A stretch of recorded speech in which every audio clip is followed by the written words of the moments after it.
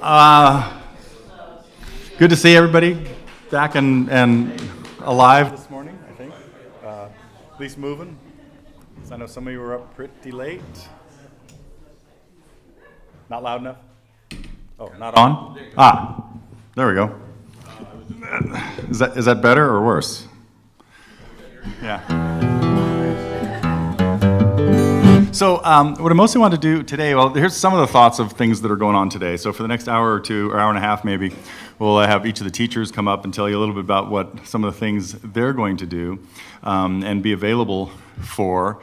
We'll have Dave and Doug talk in here a little bit, and then we'll all pack up and move into Jim's room. I'm sure you've heard some of the things going on over there. Sound like he's got a few bands in there, and I think it's only him and some of his closest electronic friends. So, and then a little bit later, like around after we finish that, Jim's going to be like over there pretty much all day for anybody who wants to like drop in and either play with some of his stuff or have voice instruction or things. And so it's going to be just like all day drop-in available. And this room will be a little bit like that as well with Doug going through. So each of them will tell you a little bit more about it. Anybody that would like to get up here and play with maybe less people in the room or play around with some of the effects and things.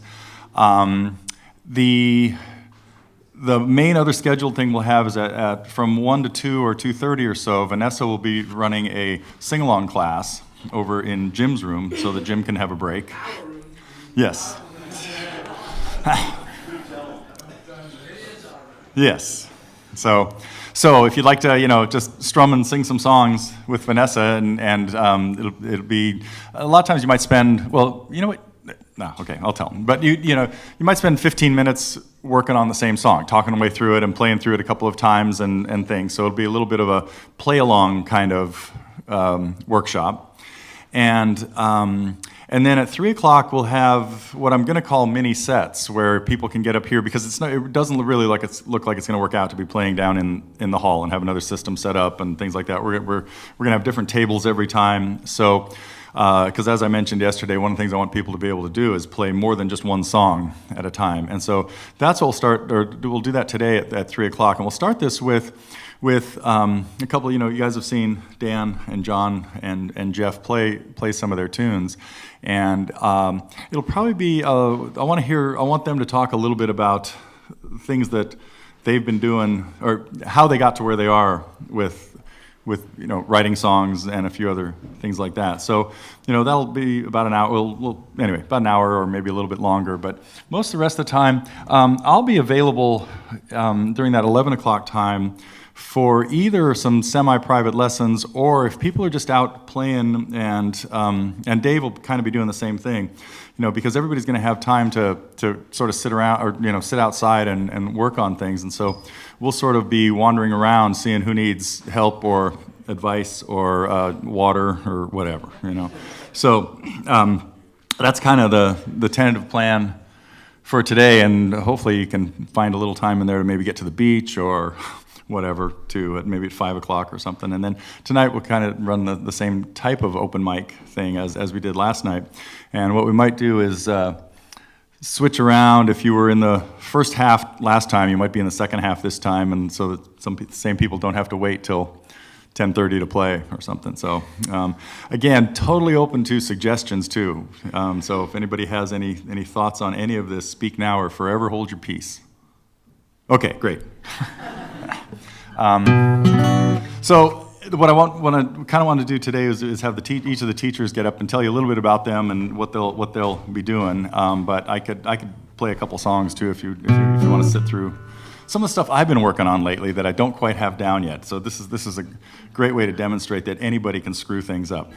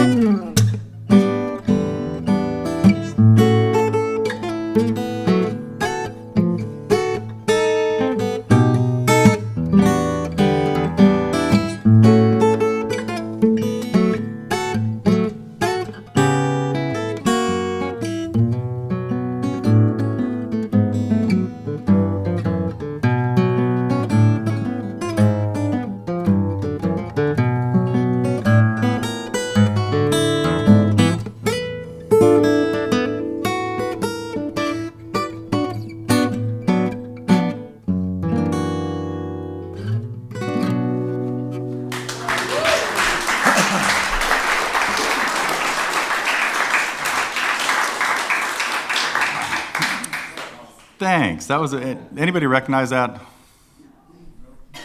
Dave, you got to.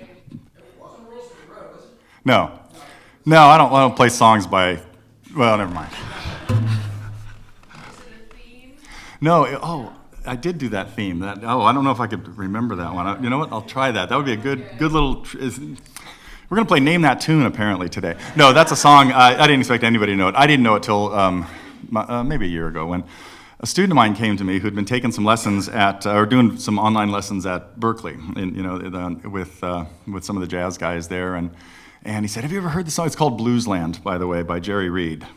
And he brought music to this, and he had me watch a video of a couple of guys playing as a duet, a couple of electric guitar players, and he said, "I'd really like to learn this piece." I said, "All right, let me take a look at it, and we'll talk about it."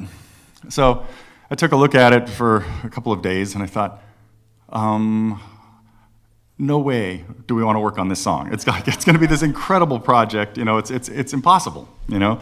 And that was my first impression.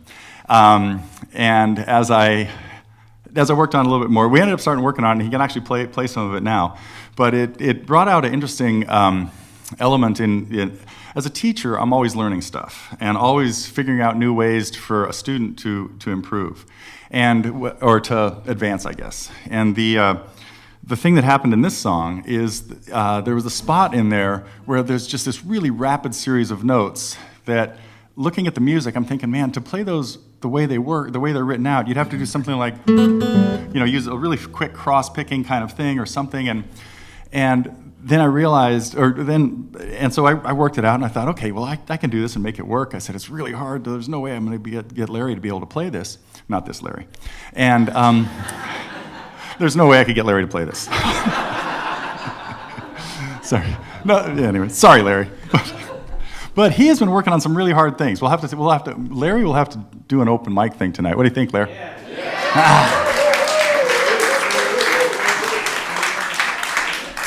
Or Lynn could help you out. He's working on Mississippi Blues No. 3. Yeah, you still remember that one, right? Okay. Yeah.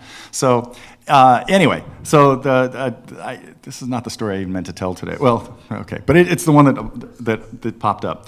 So as I'm working with Larry, thinking that maybe you can try this little part, he said, well, wouldn't there be like an easier way to play that really rapid set of notes or something? And I looked at the notes more carefully. I said, oh man, I listened to it really slow in Jerry Reed's version and thought, this music has them in the wrong order. And I realized the notes could be played very quickly with a little backwards drag of the thumb. And so that was this thing. And now it's like, it's still kind of difficult, but it was at least playable and approachable. And so that kind of crossed the thing. And it was one of those things where I've done this in some of my songs where I knew how it had to go, and I would work out a fingering for it, or I'd be trying to work out a really good fingering for it that worked for me and got the sound I was looking for. And then, once I find something like that, I stop worrying about the best way to play this song. And so, but then a student might be working on it, and I'll say, you know what, I really am having a hard time with this. Maybe there's a easier way to do it. And that gets me looking again, and not uncommonly, once I look a little bit further, I think, oh man, there's a way better way to do this. I shouldn't have stopped looking when I did. I found something that worked for me, but it didn't translate very well to the next guy or something. So anyway, just a little things that happen. And one of the reasons I really enjoy teaching is just because it is always changing, and always finding new ways to explain things to people, or frankly, I feel like I learn as much in many lessons as the student does. Actually, many times more, because I'm usually going to remember what I learned in the lesson, and I can't always guarantee that with the students. But anyway, no, I learn a lot from Lisa in her lessons. One of them is never pre-plan a student's lesson. Just do whatever they want to do. So she comes in every week with 4 new songs that she's working on. I say, what did we do last week? She goes, oh, I don't remember. And I don't remember, But I'm sure she keeps them all in a library and can, but she brings me new songs every week that she's found and learned. And so, anyway, she's the kid in the candy store kind of thing sometimes with. So. Okay, well, I don't want to spend too much time up here. I'd be happy to play another song if anybody has something they'd like to hear. Bob? You put a lesson up on the La La Land theme. Uh-oh. Because that earlier song reminded me. Yeah. Which key is it? It's in like a couple different keys, huh? Either did I. So, City of Stars is what that was called. Yeah. Yeah. It is a great tune. And you know what? I know I was messing around at the time with a way of playing it instrumentally and keeping out the parts and stuff, and I never finished that part. But no, that's one that has disappeared from the memory banks. But maybe this afternoon I'll go take a look at it, and I just need to hear it again.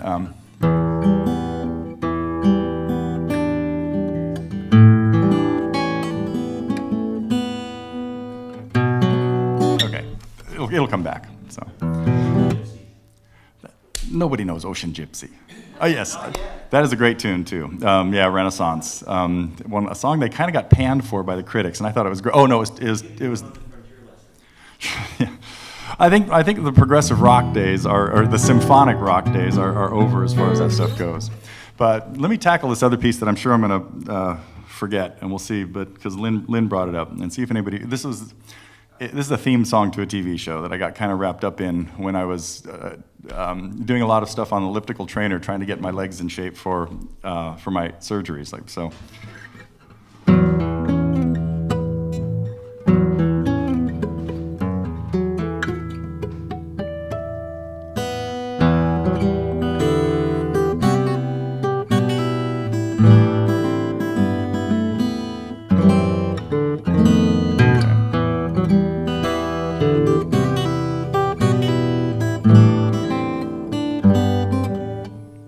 Maybe I can't. Try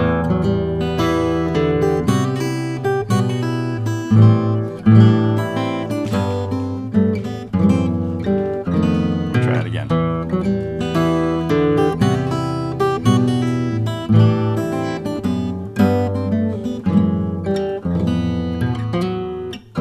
There's no way you could recognize this now, huh?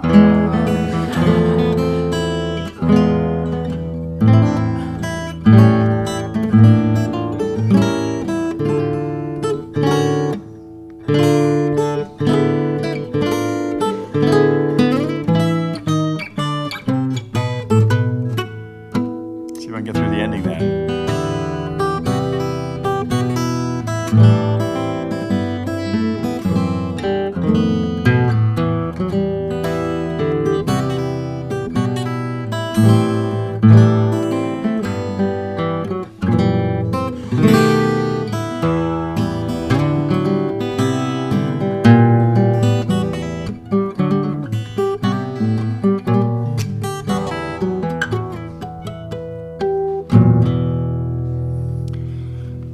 Very short, but I know you know it. So has anybody watched that show? That's what I was going to see. Is anybody? PBS. You're getting warm. What was? And it was which detective? Yeah. Yeah. Sorry, I didn't hear that part of it. But I still have all the images of Edward Gorey cartoons that those. Oh yeah, from the. Right, the little trailer at the beginning. What a great artist he was. Yeah. So I got wrapped up in watching Agatha Christie's Poirot episodes back in about a year or so ago, and you binge watch a show and you can't get the tune out of your head, So anyway, thanks for sitting through that, and let's. Who should? Doug? You want to come tell them a little bit about yourself and what you're going to be doing here and all that? While Dave thinks about what he's going to do.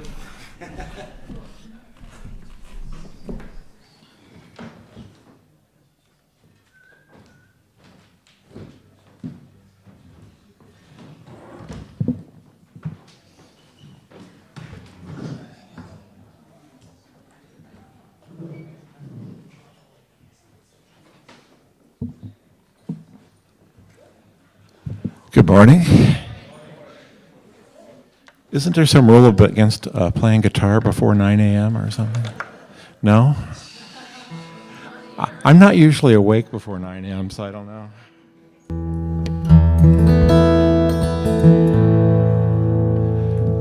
Volume up, Cather?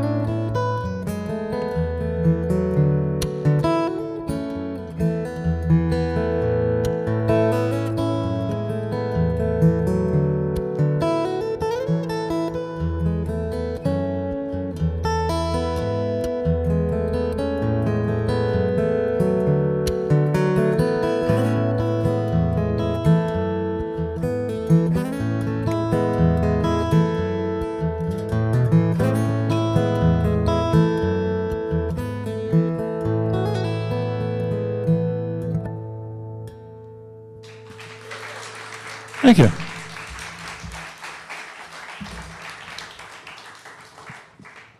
Well, it's always good to get your fingers awake in the morning. Well, let's see. So Neil's been sort of sketching things out, and as far as I can tell, we're sort of playing things by ear and keeping things kind of loose. But I can tell you a little bit, most of you, I've been here, actually I've been here all 5 years, right? I was only here briefly the first year, but I've been here all of them. Yeah, and so most of you I've seen year after year, so you kind of know what I kind of do. I mostly fool around with alternate tunings, fingerstyle for the most part. And so I'm just here to, help with anything I can. Glad to hook up with people individually, one-on-one, or in small groups, and I can help with anything from fingerstyle basics to messing around and screwing up your tuning and doing anything you want to do. I've probably mostly spent, for me, my home base, my standard tuning is DADGAD, but I do use a lot of different tunings. Right now I'm in what would either be open G with this string down to an A, or it's DADGAD with the fifth string drop down to G, either way. So it's D, G, D, G, A, D. So it's sort of a G add 9 tuning. Just nice, pretty chord. You sort of sit around and just go like that. And go, well, That sounds nice. You don't have to play anything, you know? Put your fingers down.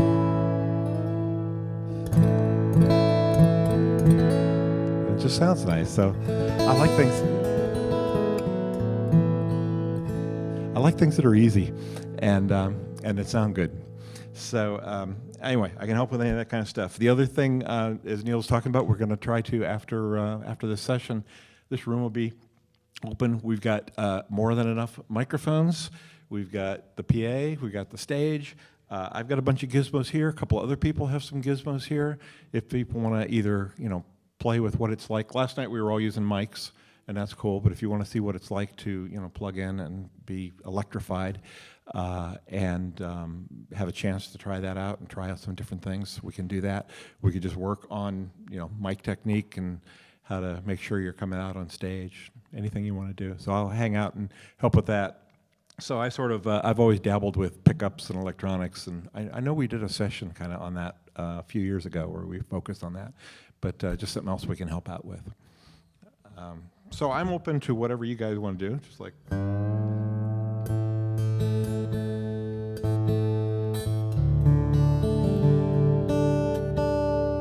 When you take a capo off, it inevitably drives you out of tune.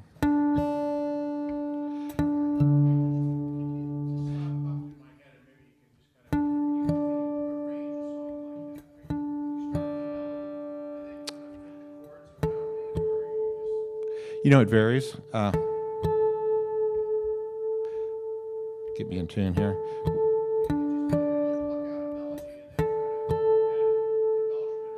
Well, so that tune, that was a tune of mine called Autumn Roads. So I wrote the tune, and it can really vary when you write a tune.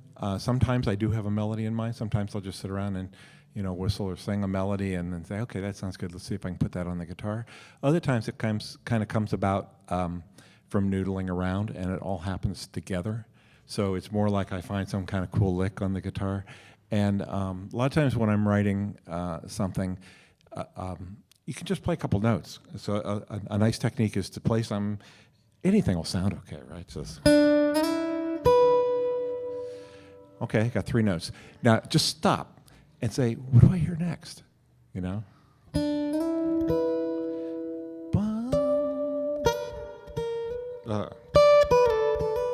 Okay, so, and then I stop and say, what comes next? And you just sort of ask, and maybe something will come to you. Sometimes it doesn't. That's okay. You put it away and wait for another day. I write it down. If I got something I like, there's sort of a fine line between, if it's any good, you'll probably remember it.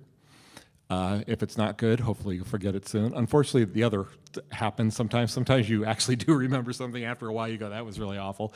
And more often you come up with something really great and you can't remember it the next minute.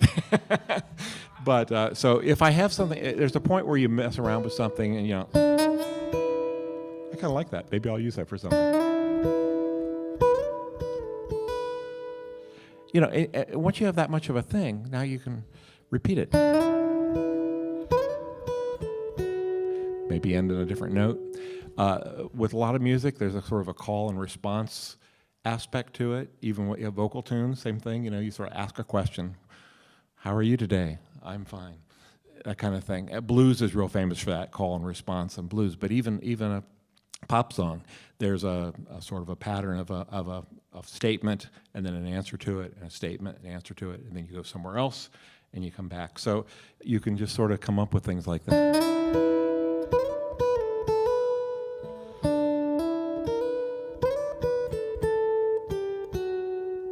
And then go somewhere else.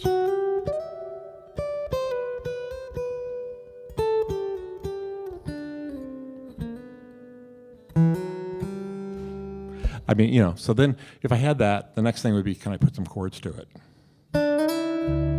Not that, right? And that's where, so I just made a melody up. Let's see, what am I in? That would be G. And maybe I don't want to do, I'm in Dadgad now, I just retuned. So now I say, well, that's a nice melody, but I'm not being able to play it with some bass notes and chords. So maybe I'll change the tuning. That was G. I might go back to that tuning I had before where I had a G bass note. Or maybe I change the key and do it in something else. So that's, there's no, it's like anything. I don't know if there's any one process, but one thing I do is write stuff out as early as I can. As soon as I think, like if I think that's a melody I'm going to keep, I'll jot it down. And that can help you see it in a different way. I put it in tab, and I put it in and go, wow, I got 8 bars. Only 64 or 128 more to go, and I'll have a song. With an arrangement, definitely you start with the melody and the chords, and you just sort of start filling them in. In fact, let me play a tune or two that's more of a arrangement. One thing I've been dabbling with a bit lately is trying to play some things that are more like that'll stretch the chords that I can play in DADGAD. And in fact, that's something Neil mentioned we might have time tomorrow for maybe a session, and that'd be something we could talk about if you want. DADGAD, everybody tends to think of DADGAD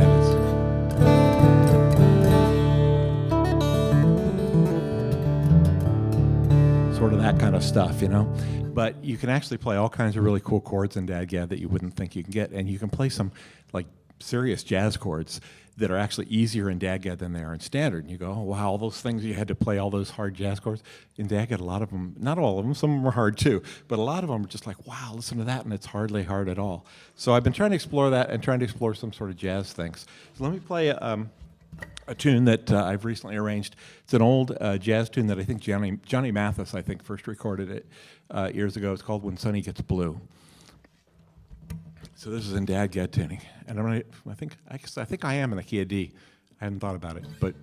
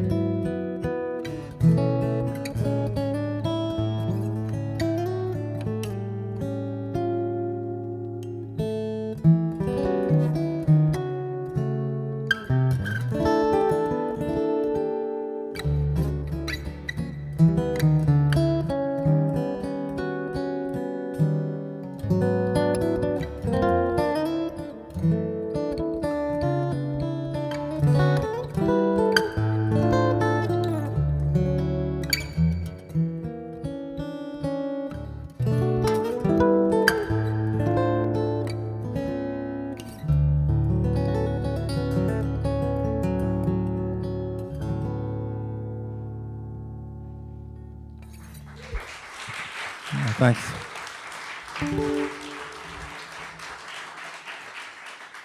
So with a tune like that, I definitely start with the melody. I grabbed the sheet music somewhere. I kind of ignored the chords in this one. I went back later to see how badly I'd butchered it, but I started with the melody and just sort of went with the chords that I could hear and find. And later, then I had to go back and sort of justify them. I could go back and say, oh yeah, I guess that's a substitution for a flat 7, and it's kind of worked. But you do get all these. So we can talk about some of this. You get all these great, cool chords in DADGAD, and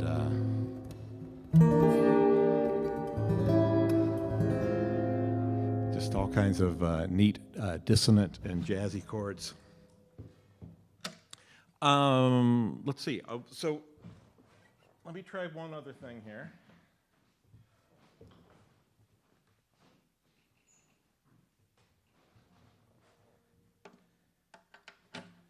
I'm going to go to standard tuning. Unusual for me.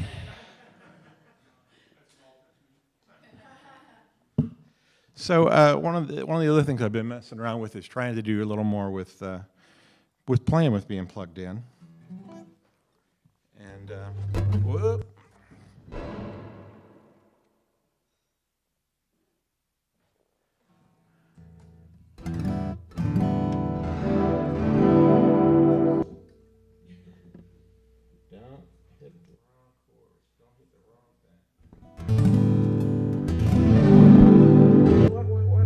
What?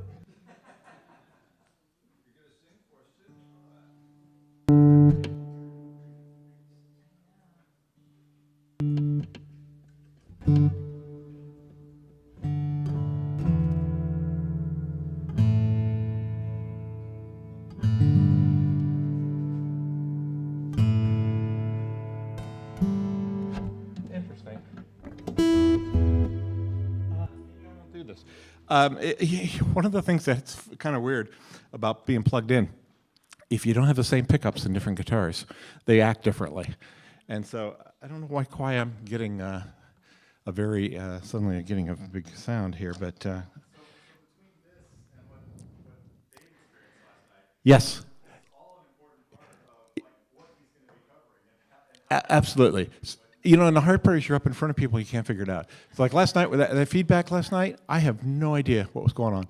We ended up with like all the mics down, and still every time we'd turn it up, it'd feedback. I don't know, but it could have been the eclipse.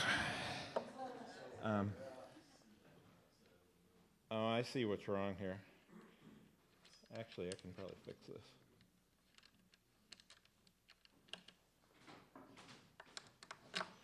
I swapped out the pickup on this thing the other day, and the end pin is not out enough, and basically the cover is keeping the plug from going all the way in.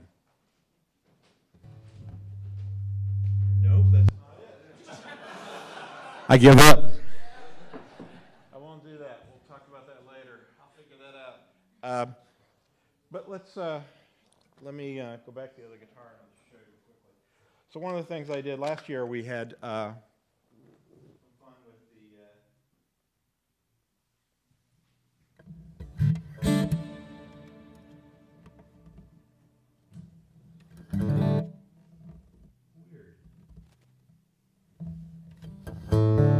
There we go. Last year, I had my pedal board here, and I used the looper a little bit.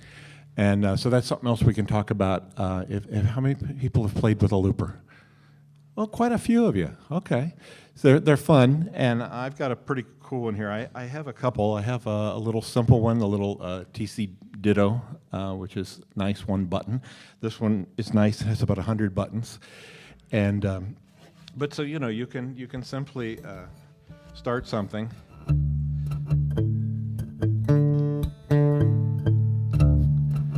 And now it goes on its own, right?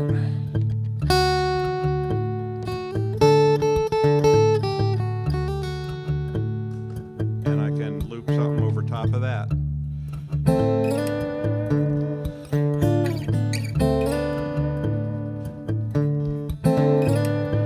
I didn't play it in time, so now we're so see, that's what happens. This is one of the tricks, is you've really got to focus. But unfortunately, I can just shut that off, and we can try again.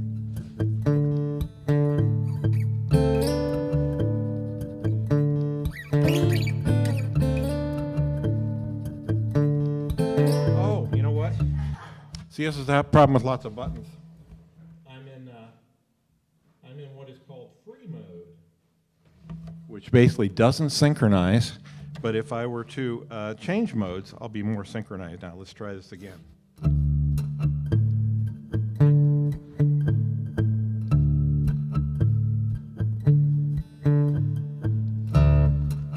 Okay, so now I should be able to. So now, see, the interesting thing is, so it's not going to record here until I get around to the loop.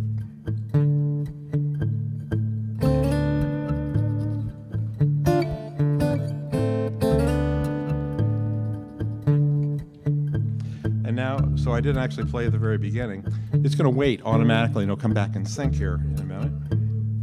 There we go. Come on. There we go. Now I'm in sync. And now you can keep playing over it.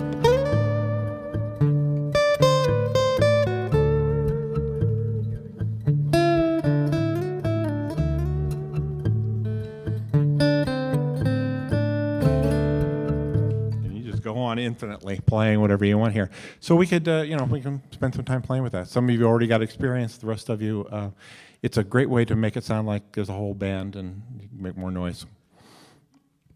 Let's see. Anything else? Should we get Dave up here? Well, I mean, a lot of the rock groups.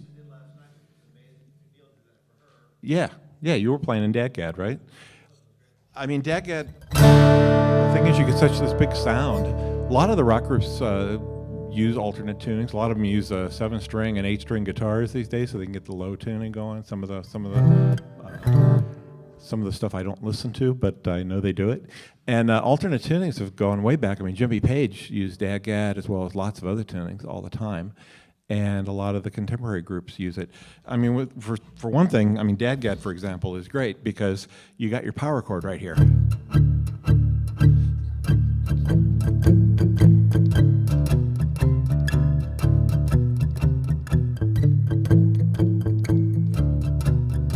Or you can play.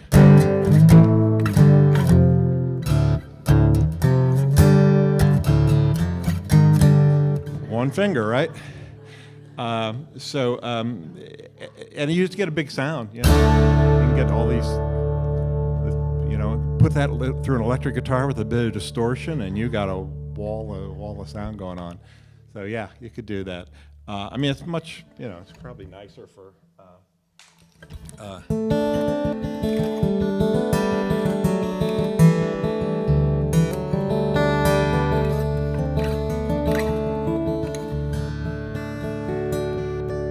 You get, all the ringing strings and that kind of stuff.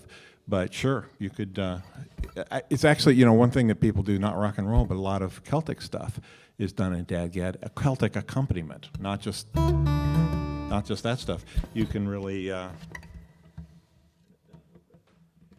you get a lot of rhythm stuff going with open strings and backing up a fiddle player, for example.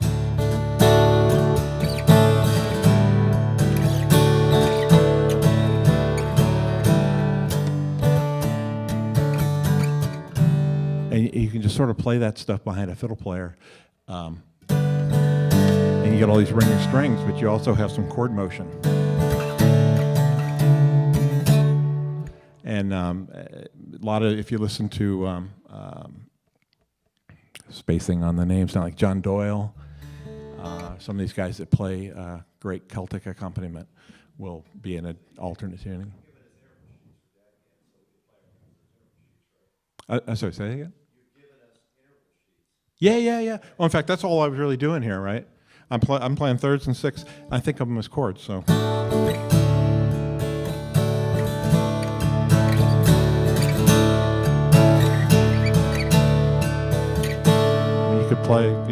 That could be a rock tune, add a bass, add a kick drum to it and stuff, and yeah, you got a whole thing. Should we get Dave up here, or Glenn?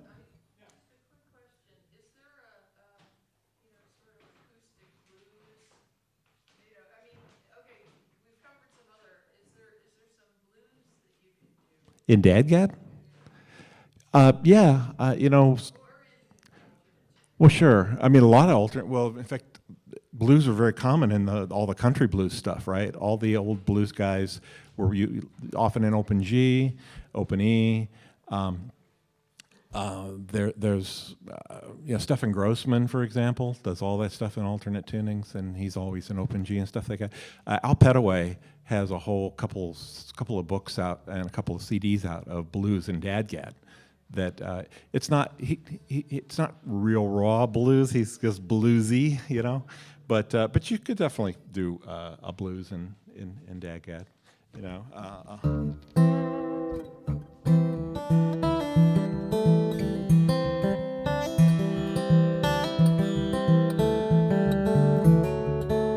You know, something you can. I mean, you actually are made for alternate bass here.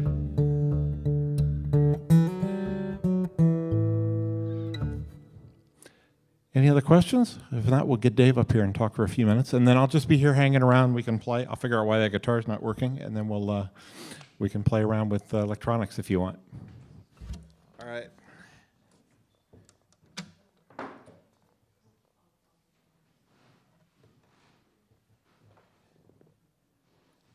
There's Dave. Hey. Thank you, Doug. Thanks, Doug. All right.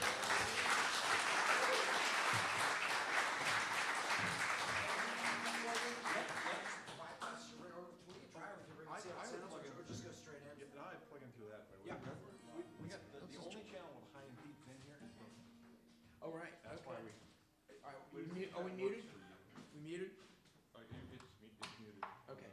Try to bring it on slowly. Where's your mute? Okay. There we go.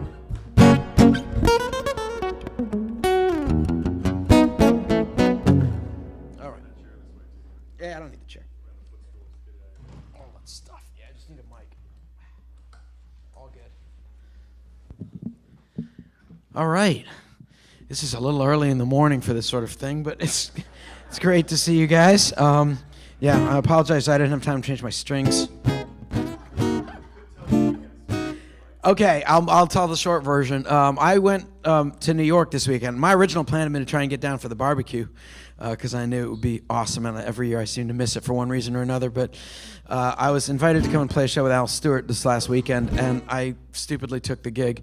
So the deal was they put me on a plane on Friday, and they flew me to Phoenix to go to New York, from Sacramento to Phoenix to New York. Well, I got to Phoenix, and they said, there's thunderstorms in New York. Your flight will be delayed. So that's fine. I waited for like an hour or so.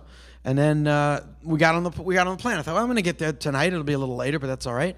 And then we sat on the tarmac for about 2 hours, and they said, your flight crew's been on for 12 hours. We've got to get you all off the plane and find another crew. So I thought, okay, this is not looking so good. So I got off the plane, and they said, well, now your flight is going to leave at 7 p.m. This is like a noon flight. Now it's going to be 7 p.m. So I waited, and about 6 o'clock, they said, sorry, it's not going to work out. We're moving the flight to 8 a.m. the next day. Go get a hotel voucher. So I got in line. I got all set up for a hotel thinking, well, I'll spend the night in Phoenix and go tomorrow morning. But then I asked them, what time does the flight get in? They said 4:30. I said, that's not going to work. I've got a 5:30 show in Long Island. Not going to be able to get there. So they rerouted me. They sent me to San Diego, put me on an overnight flight, and I got in at 6 a.m. And I don't really sleep on flights. So this is why I'm a little confused this week. So I got there. Anyway, I get there. I found out we're only playing 25 minutes. We're playing an opening set for Orleans and the orchestra, which is like ELO. Yeah.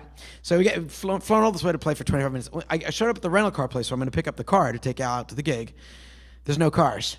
They like run out of cars or something. We had a reservation. Doesn't matter. They do not hold reservation, like Seinfeld. So I called Al. I said, there's no cars. We're never going to get there. He said, well, we'll get a cab. Just come back to the hotel. So I waited for the shuttle. I got back to the hotel. He lined up a car. I come downstairs with my CDs, because that's kind of like my bread and butter when I'm playing with Al, is the CDs, right? He says, what are you doing with those? I said, I'm going to try and sell them at the show. He said, no, there's not going to be any sales. Forget it. As soon as we're done with our set, we've got to get straight in the taxi and leave, because the cab's going to be waiting. I said, what? The cab's going to be waiting it was like 4:30 in the afternoon till we're finished at 8:30, 4 hours? He said, yeah, I wasn't going to trust that there'd be a cab later, so okay, great. So now no CD sales, and anyway, in the end, I left my CDs there, and I think they hopefully sold some of them, but it was just a nightmare. Yeah. How much was the cab bill? I don't know. He was paying it. I don't worry about it. The guy waited outside the entire time, but he couldn't wait. I couldn't even go outside to the lobby to collect my stuff. I was like, we're out of here. So I couldn't stay and listen to the show or anything. So then the next morning I had a 6:30 flight. So I had a 4 a.m. wake up call and jumped on a plane, flew back. But it was my anniversary on Sunday, so I got to go have dinner with my wife, and yeah, that's why I missed the barbecue. But I'm here. That's all that matters. It's all good. Yeah. So I don't really have an agenda. I'm happy to play anything anybody wants to hear. A lot of you, I've played in your houses. Oh, there you go, George's Corner. Somebody said they wanted to learn George's Corner. That was Dennis, yeah. So I guess we'll find a time at some point, and we can do a session on George's Corner. For those of you that have never heard me or any of my stuff, this is a song about a real person and a real place. And actually, what's that? Oh, it wasn't on George's Corner. It was on something else. I did have a capo issue. The problem with capos is if you set the tension for a particular fret, the neck is not the same width exactly. It's thicker at the top. So if I'm doing a capo up here and I have it set for that, and then I move it down here, it may be a little too loose for down there. And if I forget to adjust the tension, sometimes it'll come flying off in the middle of the song. So yeah, that's right. I just played a show out in Indiana that Mike was the main organizer of, and what song was it? I can't even remember. My capo kept flying off through the middle of the song, but it didn't come all the way off, so I was able to like clamp it back down, play some more, and then just it happened 2 or 3 times. That was, yeah. But yeah, you just have to keep going. That's the thing. And I saw a lot of people last night doing that. A few little mess ups here and there, and you just kept going, and that. So proud. That was just great that you guys did that. So yeah, I actually did this song out there because it was a fundraiser for a very cool project. Actually, you guys should know Dr. Mike here is going to Kenya in February to perform cataract surgeries on people who need them, and also to work with doctors there, teaching them about best practices. And I think you're even going to get some machinery over there that they need to do more effective cataract surgeries. So he does some great work all over. Hey, Mike. So since the concert was a fundraiser for this project, we wanted to do this song because it seemed like a good fit. It's called George's Corner. Okay, so the tuning is drop D, nothing too fancy. On the corner of 2nd and L Streets, there used to be nothing at all, just the railroad tracks on the south side, to the west the substation wall. But now there's baskets full of plants and flowers, carefully arranged, and big rocks splashed with colors, day-glow fluorescent paint. And when I drive by George's Corner, it always puts a smile upon my face. Sing it if you know. How we each could pick a corner of our own to try to make a better place. I don't know if George is homeless. He rides a spike everywhere, with grizzled beard and baseball cap pulled over short crop hair. All his clothes are worn and weathered, but he's got periwinkle eyes. He's a gardener, a neighbor, an artist, and he works and beautifies. When I drive by George's Corner, it always puts a smile upon my face. How we each could pick a corner. How we each could pick a corner of our own to try to make a better place. Now most of us are running around, commanded by the calendar and clock. No time to improve things. I wonder if the treadmill's gonna stop. The corner changes with the seasons, sometimes from week to week. But he's out there in the autumn chill and in summer's burning heat. And I've seen pink carnations, daffodils, orange marigolds. Sometimes it's just rocks and sticks in the winter when it's cold. And when I drive by George's Corner, it always puts a smile upon my face. How we each could pick a corner of our own to try to make a better place. A better place.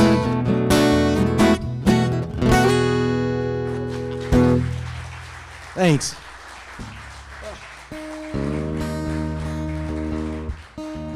Definitely got that morning spaciness going on, just kind of fading in and out of rhythm at times. But you just keep going, it's all right. Well, thanks. I mean, I would love it if any or all of you wanted to learn that song. That would just be awesome. Because George would get a kick out of it. He loves the fact that his songs travel, but there's not a lot of other people playing it besides me. So, if okay, we'll work it out. Okay. I have lyrics and chords to it somewhere, but I don't know if we've got a printer anywhere that I could. Oh, I could like email it to you or something, and we'll figure that out. Yeah. Do you find this concept, we're not talking about songwriting just yet, but it seems like a lot of you start with a major concept, 1, 4, 5 or something. The bridges seem to like to go into minor keys for the bridges and then resolve that. Right. Not. Pretty common. It's very common. Well, I mean, as I often talk about in my workshops, the bridge's job is to give you a bit of relief from the chorus and the verse. So something new. It's not always going to the minor or whatever, but it will go to usually maybe some different chords that aren't in the rest of the song, or it'll be a different rhythm than the rest of the song, or a different lyrical perspective, or all of the above. So yeah, I mean, it isn't. I do often like to introduce chords that aren't in the rest of the song in the bridge. But it's just got to be something new, something fresh and different that sort of pops up. Other requests, if anybody has. Oh, the paint. No, I should have Vanessa play the painter. She did a lesson on it. I don't know. Have you guys heard me do Temptation? Well, okay. Well, this is. The problem is that works a lot better if I have somebody else to play rhythm, so I can do the lead. But that's all right. I'll do it minus the fancy lead stuff. This is a song from the last album I did, Spinoza's Dream. And as some of you know, I used to teach philosophy, so that album is entirely philosophically themed. Each track relates to a different philosopher. So this was my Aristotle song. Aristotle wrote a treatise on what's called akrasia, which is the Greek word for the weakness of the will. And I thought, boy, if that's not songwriting territory, I don't know what is. So it's like kind of a little swing jazz Aristotelian song. You lay on the table glistening, so tempting, inviting, and warm. My mouth starts to water with longing. You're elegant, perfectly formed, with white chocolate frosting and dark chocolate kiss. You're 500 calories, but I can't resist. I know that it's bad, but it looks so good. And it's not always easy to do what we know that we should. That's the refrain. You can join in if you like next time that comes around. The bartender offers a refill. I've already had 3 or 4, but nobody would be the wiser if I just had 1 or 2 more.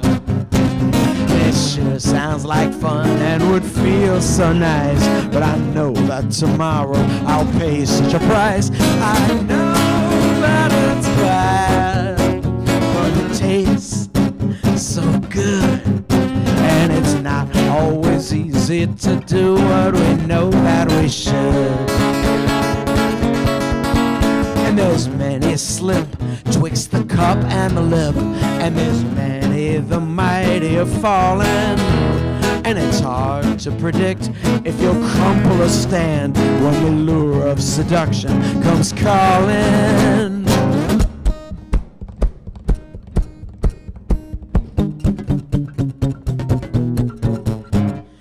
Greeks used to call it akrasia, the weakness of the will.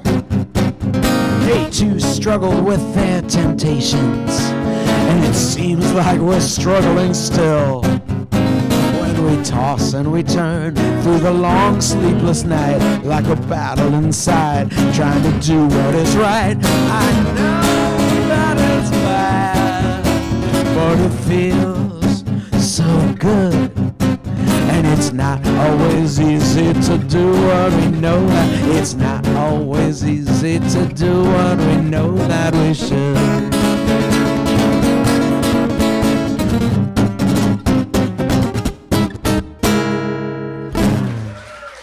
Thanks. Thanks for the request, Dan. Yeah, it's a lot better on the record because the bass player on the record is a guy named Mark Griffiths, who is also actually an amazing guitarist.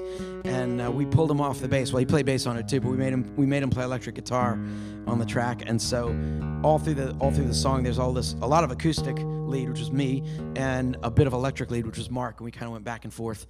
And I love the stuff that Mark played on that. It's just gorgeous. It was amazing. I had my favorite guitarist in the world, Tim Rennick, British guitarist who played with Al Stewart back in the 70s, and he's played with everybody from Eric Clapton and Pink Floyd, and just an amazing player as well. He's a heck of a nice guy.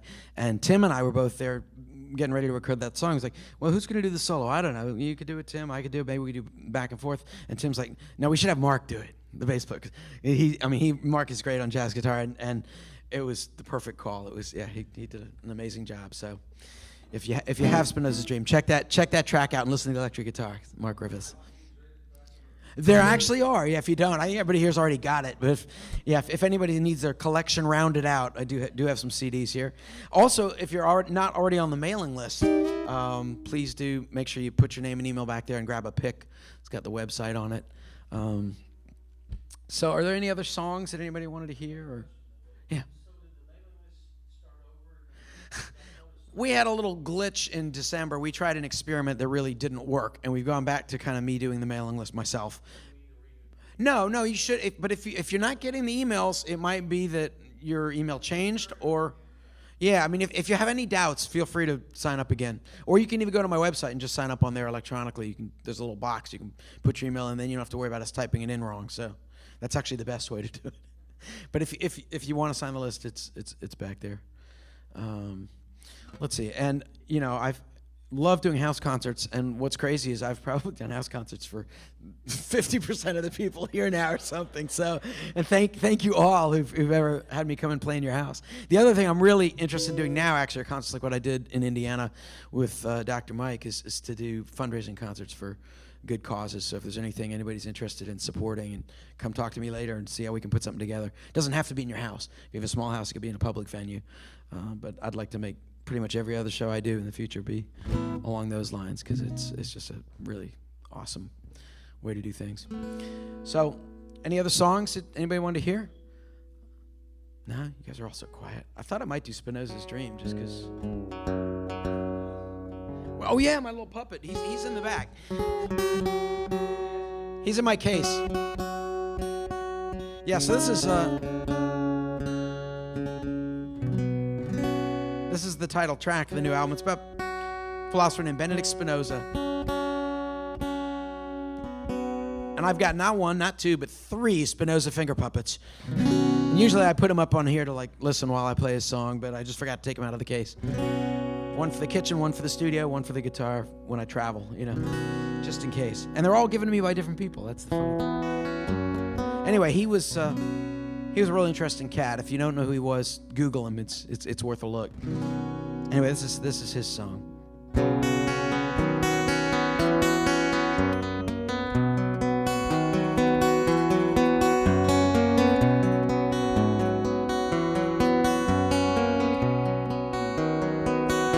I was Baruch, but now I'm Benedict. They called me heretic, but still I'm blessed.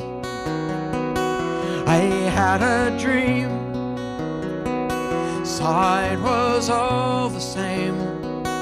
Nature and God, 2 names for everything. But my words, they land in silence, like the snow on the canal. How many years until they hear me and understand the dream I had and realize the oneness of it all? And in my dream,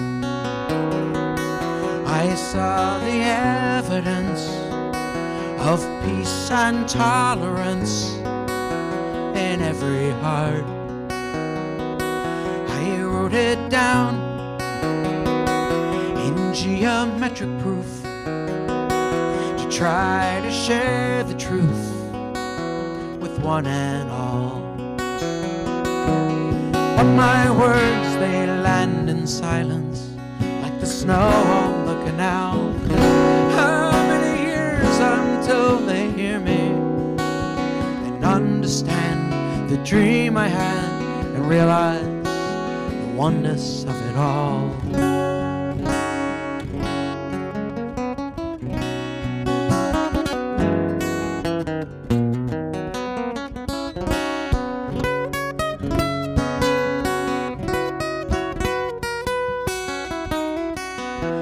So I wait and grind my lenses here to try to make things clear. And still I'm blessed, and still I'm blessed, and still I'm blessed.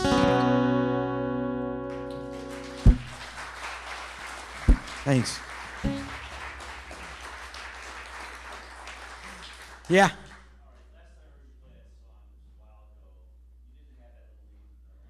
Well, I just made an attempt at that little lead. It was actually on the record, I played two guitar parts. So there's a lead solo in the middle, and I just thought I'd go out on a limb since I'm here at Guitar Camp and attempt to play both parts at once. Didn't totally succeed, but I thought, well, it must be possible. Let me see if I can do it. So right, try to work in the chords around. It was a sort of a facsimile of the actual solo on the record, which may or may not have been played in Dadgad. I think that was in standard over the Dadgad backing part. So I just kind of faked it out, but close enough. Yeah, close enough for folk. There you go. It's not in the lesson. No, yeah, exactly. Has anybody done a lesson on that? No. You did a lesson on Spinoza's Dream? What's that? Did you did a lesson on Spinoza's Dream? Have I? Wow, I forgot about that. How could I not know that? I'm not sure I've seen that yet. Okay, check it out. I know you did. That's why I didn't want to play the Painter, because Vanessa did a great lesson on the Painter. She explained it far better than I ever could. So yeah, so if you haven't seen that, go check that out. It's very cool. Well, you guys haven't been singing. We haven't done any singing. We got to do something you can sing, and then we'll wrap it up. What's that? Well, you made me. I had to sing. What's that? Oh yeah, you guys want to sing Kindred Spirits? Okay, it's not too much of a strain, right? Okay, so this is. Did you do a lesson on Kindred Spirits? I can't remember. I think you did. Yes, Neil did it. Yeah. Yay, Neil. All right. See. So if you want to learn how to play this song, that's right. Go to Neil's lesson, and he can probably explain it better than I can. Cool. All right, there you go. It's a good start. Woo! And apparently George's Corner, I got it right. Yeah. We'll have to see if we can figure it out. Fly on the wall. Perfect.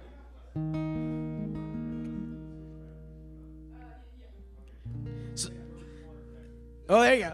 So one cool thing that happened this weekend is I was talking to the guitar player from Orleans, a guy named Fly Arrow from Massachusetts, and it's his real name, Fly. And he plays upside down and backwards. He's left-handed, but he plays a right-handed guitar. It was so cool. So I said, you got to hear this song. So I played him because he knew exactly who Libba Cotton was. And he liked this song because being a left-handed upside-down guitar player. So for those of you who don't know, Libba Cotton is the woman who wrote Freight Train, and she was a lefty, but she taught herself to play by stealing her brother's guitar when he wasn't around, and it was just a right-handed guitar, and so she played it upside down and backwards, basically. And she had a distinctive style of picking with a thumb and one finger, cotton picking. So when I wrote this song as a tribute to her, I tried to do it that way. Couldn't have been much more than 10 when I met her through a friend. Her skin was dark and wrinkled, her eyes were bright and kind. She played some of her songs for me, like Freight Train and Shake Sugaree. She asked if I would play her some of mine. Well, I hadn't played for very long. In fact, I'd written just one song. So I played that song I'd written and some others that I knew. But she was gonna do a show in a couple weeks or so. She asked if I would like to play there too. And we sang Freight Train on the monument lawn with a statue of Abe looking over us. Over 70 years apart, but we were singing from the heart like two kindred spirits in the night. We were two kindred spirits in the night. Now when I got up on that stage, I forgot about my age. The fireflies were blinking. It was a hot and humid night. But I somehow knew right there and then I couldn't let that feeling in. Like Libba, I'd play music all my life. We sang Freight Train. We sang Freight Train on the monument lawn with a statue of Abe looking over us. Over 70 years apart, but we were singing from the heart like two kindred spirits in the night. We were two kindred spirits in the night. Now, since there might be a few people here who don't know the song Freight Train, let's sing it one time. Here goes. Freight train, freight train.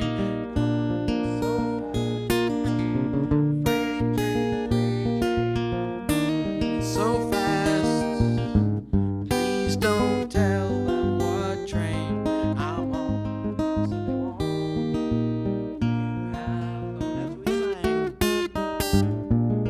Well, 40 years have come and gone. Libba Cotton has moved on. That better home, they tell us, is waiting in the sky. But she rode Freight Train as a child, and sometimes now it makes me smile when I think how music doesn't die. We sang Freight Train, we sang Freight Train on the monument lawn with a statue of Abe looking over us. Over 70 years apart, but we were singing from the heart like two kindred spirits in the night. We were two kindred spirits in the night.